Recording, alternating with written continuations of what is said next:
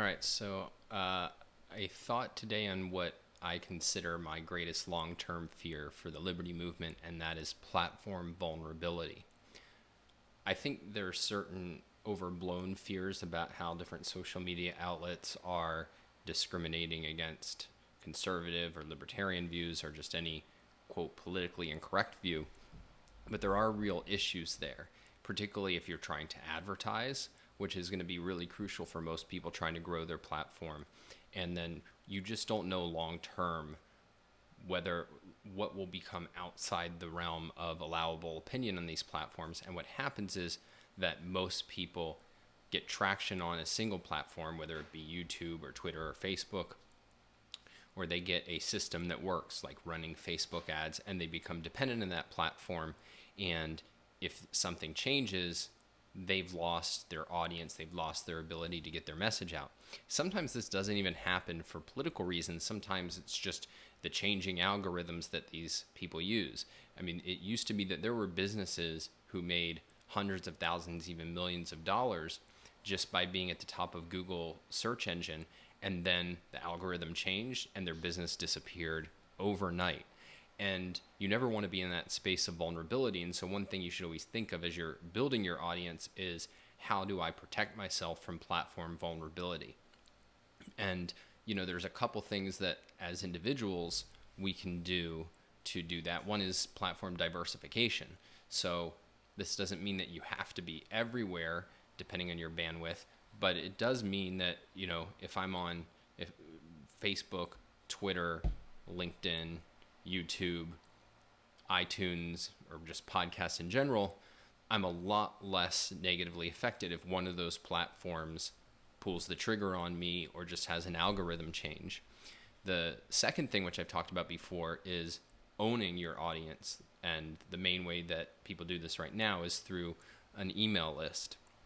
And so I highly encourage trying to get as many of your YouTube subscribers or Facebook fans to follow you on an email list, because that is much less likely to go away. I mean, I guess if the culture gets so bad that every email organization takes away your privilege or your ability to send out emails to your fans, that could be a problem. But now we're dealing with very minimally likelihood events. I think it's tougher when we think big picture about the movement as a whole and about organizations. There's organizations who will just try to promote a video on using Facebook advertising, and it will be flagged as, this is political campaign speech, and we're not going to allow it, even if it's a video on some policy topic from 30 years ago. And so the question is, well, what do we do? Because it's very hard to get people to move from popular platforms.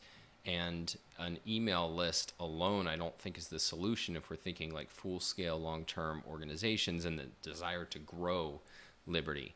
Getting people from these platforms onto your email list is a great solution, but that doesn't really help you grow your platform. And so what happens when our ability to grow our platform is highly constrained? And that, I think, is the real problem.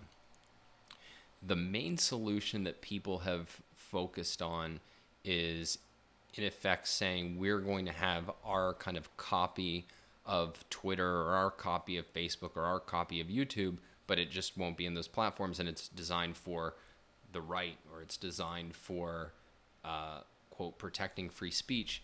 And all of these platforms so far, I think, have failed, or at least you could say they have not yet proven themselves. And I've experimented with some of them, and basically the view is, you're taking something that works really well, and something that often works for many, many subtle reasons as well as the obvious ones. So if you take the competitors to Twitter, certainly it's true that one of the major things is there's nobody over there, at least not the kind of people that you want to talk to, or at least not in the quantity. But the other thing is that they're just not as easy and enjoyable to use. And I'm sure that I'm not even aware of all the things that make it irksome to use these alternatives. But nevertheless, it is true, and any of that friction is going to keep people off, and it's going to keep you from using it. The other thing is that, most people are not leaving platforms like Twitter for these alternatives. They're trying to do both. And then it just feels like, well, I'm repeating myself over here, and I'm tracking two different conversations, and kind of people doing repetitive activities versus moving to a superior alternative. That's just a very hard sell. And so my view is that you cannot simply have a less good version of the alternative, but say, hey, at least we're going to protect conservative thought or libertarian thought or objectivist thought. That's just not going to gain traction. I think what has to happen is the development of superior alternatives. Now, that doesn't necessarily mean that the alternatives are going to be a completely new form of social media. You know, one of the things that's happened just in the business world in general because of the internet is the increasing value of like niche products and universes. And I think that if you have a very highly valuable differentiated product as an intellectual organization, you can, I think, move people to that. So for example, you know, the Ayn Rand Institute released an app that contained content that was highly valuable, really easy to use, and that was available nowhere else, at least at that time, and saw just a surge in usership, as I think their CEO reported at the last conference where he was speaking about their achievements. So if you have something like that, I think that can work. You can get people into your universe. Again, you're still dealing with the fact that it's super hard to grow. But if you can come up with something that's very targeted, very valuable, and then you can find those people, perhaps using social media, perhaps using other avenues, I think that's one option that's going to be on the table. And then there are, I think, some potentially promising things that are not just trying to copy what's already going on. I won't name any specifically because I haven't used any of them enough to have real confidence. But the bottom line is that I think this is really the problem to solve. So if I want to kind of summarize what I'd like to see people concerned with liberty focusing on is, how do we create platforms that enable us to grow our audience and extend our message while protecting us from the shrinking space of allowable opinion? And you know, I'm open to the idea that this is actually not as big as a problem as I'm thinking, but the evidence I've seen weighs to the other side and suggests that it's likely to get worse, at least for the foreseeable future. So how can we solve that problem? And I think the ideal is you figure out a profitable way to solve that problem.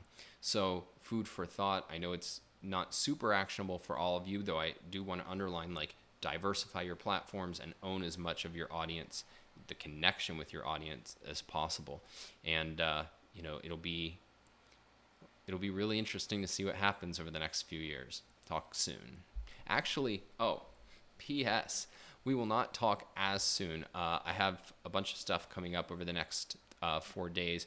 I may be doing videos. I'm definitely doing my Unlocking Liberty Mastermind on Saturday, but there may be a kind of slowing down of content. We'll see, and we'll be back to normal starting on Monday. Be sure to subscribe to the YouTube channel. Go to donswriting.com and subscribe to the newsletter, and I will talk to you, if not earlier, again on Monday morning.